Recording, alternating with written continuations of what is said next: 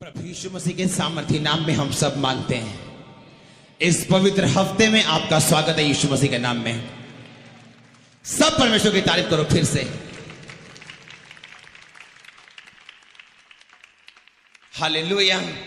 अपने पड़ोसी को बोलो, तुम पवित्र हफ्ते में हो और तुम्हारा स्वागत है परमेश्वर की हजूरी में। आमीन। सब जन निकालेंगे यूहन्ना की अंजील 3 उसकी 8 आयत को पढ़ेंगे सब जन। हवा जिधर चाहती है उधर चलती है और तू उसका शब्द सुनता है, परंतु नहीं जानता कि वह कहां से आती और किधर को जाती है।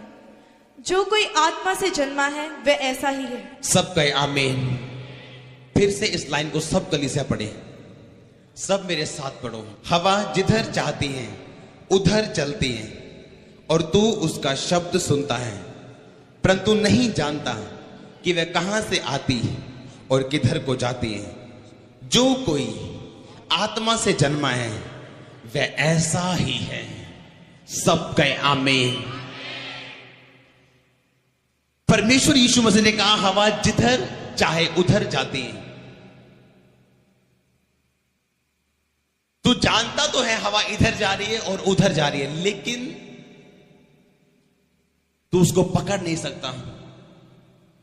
जो कोई आत्मा से जन्मा वो ऐसा ही है। अपने पड़ोसी को बोलो, जो कोई आत्मा से जन्मा वो हवा के जैसे है। हवा जिधर जाती है उधर चलती है और हम उसका शब्द सुनते हैं, परंतु नहीं जानते हैं वो कहां से आती है और किधर को जाती है। जो कोई आत्मा से जन्मा वो ऐसा ही है। सब कहे आमीन। प्रभु यीशु मसीह ने कहा हवा जिधर चाहे उधर चलती है और तू उसका शब्द सुनता है।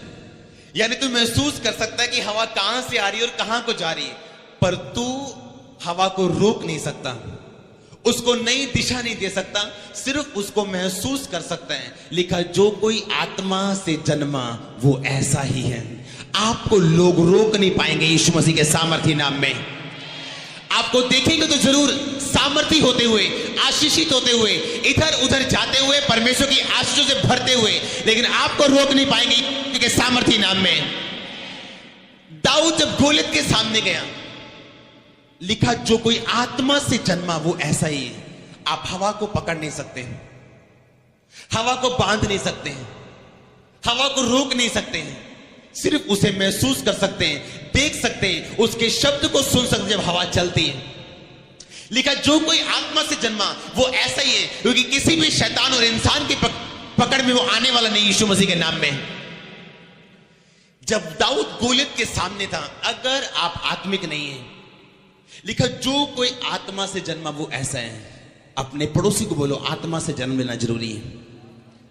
प्रभु यीशु मसीह ने कहा कि आत्मा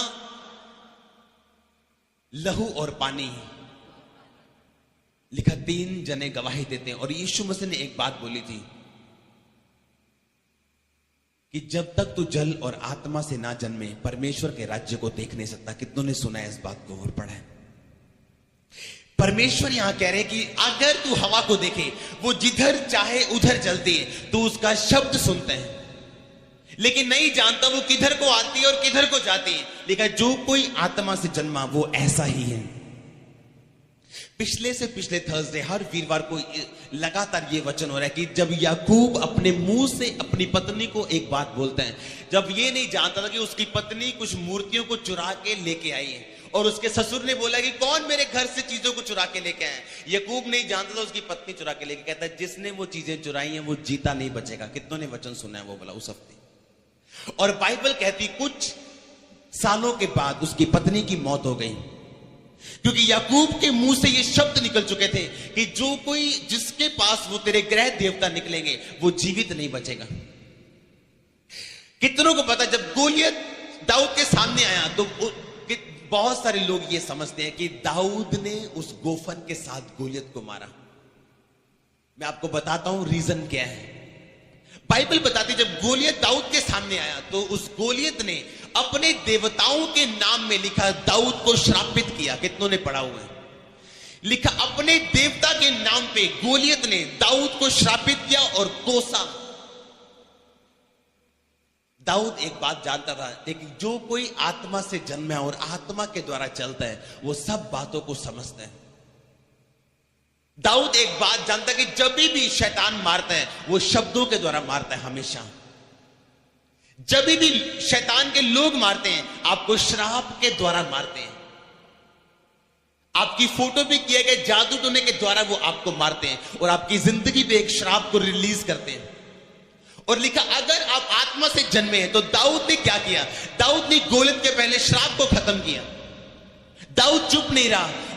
गोलियत के कर्ज को, श्राप को सुन के दाऊद चुप नहीं रहा और उसने गोलियत को बैक एक आंसर दिया कि तू भाले के साथ मेरे सामने आता है, लेकिन मैं सेनाओं के यहोवा के नाम में तेरे सामने आता हूं और आज परमेश्वर तुझको मेरे हाथों में कर देगा और मैं तेरे सिर को तेरे धड़ से अलग कर दूंगा।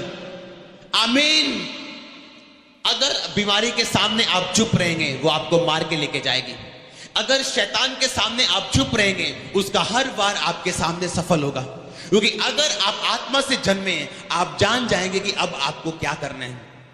कितनों को समझ आ रही मेरी बातें?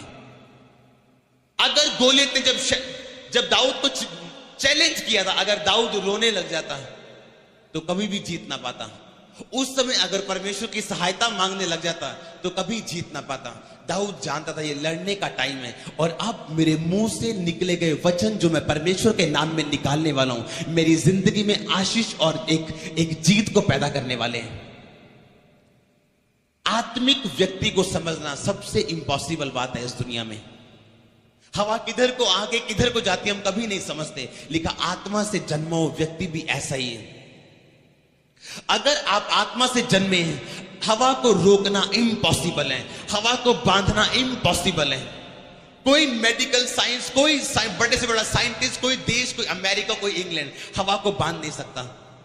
बाइबल बताती है तो उसका शब्द सुनता लेकिन नहीं जानता वो कहां जाती है और किधर को आती है और किधर को जाती है। जो कोई आत्मा से जन्मा है वो वैसा ही है।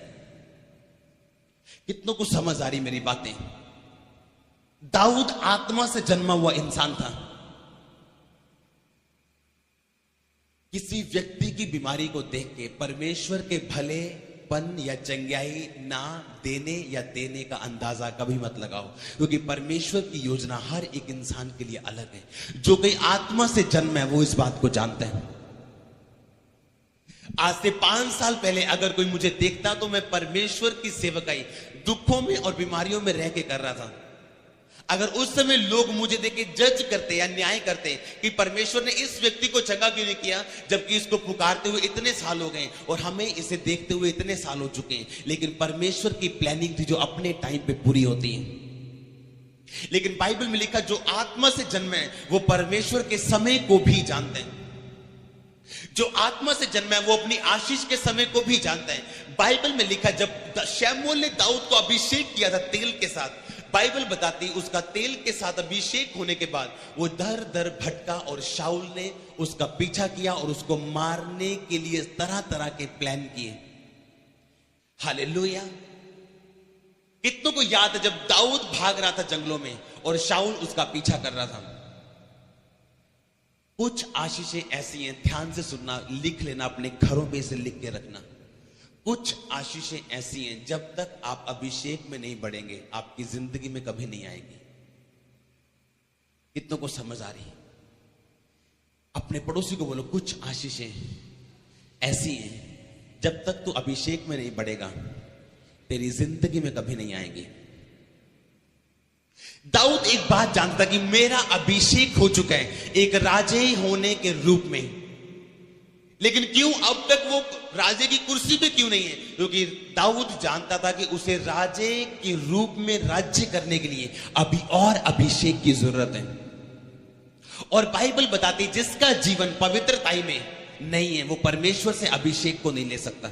पवित्रताई का मतलब केवल व्यभिचार से दूर रहना नहीं, पवित्रताई का मतलब पवित्रताई अपनी जिंदगी के हर हिस्से में। आमीन। ये अपवित्रताई थी। अगर दाऊद अपने दुश्मन को मार देता और शाऊल का न्याय अपने हाथों से करता, चाहे शाऊल के जीवन से पवित्र आत्मा जा चुका था, परमेश्वर शाऊल से नाराज था, लेकिन तभी भी दाऊद ने शाऊल को मारा नहीं, क्योंकि वो नहीं चाहता था कि उसकी पवित्रताई खराब हो। दाऊद के चेले क्या सोचते थे कि शायद दाऊद एक पागल इंसान है, उसका दुश्मन उसके हाथों में कुर्सी वहां पड़ी है, एक ही बार मारना और कुर्सी मिल जानी, और परमेश्वर का वायदा भी यही है कि मैं तुझे वो कुर्सी दूंगा और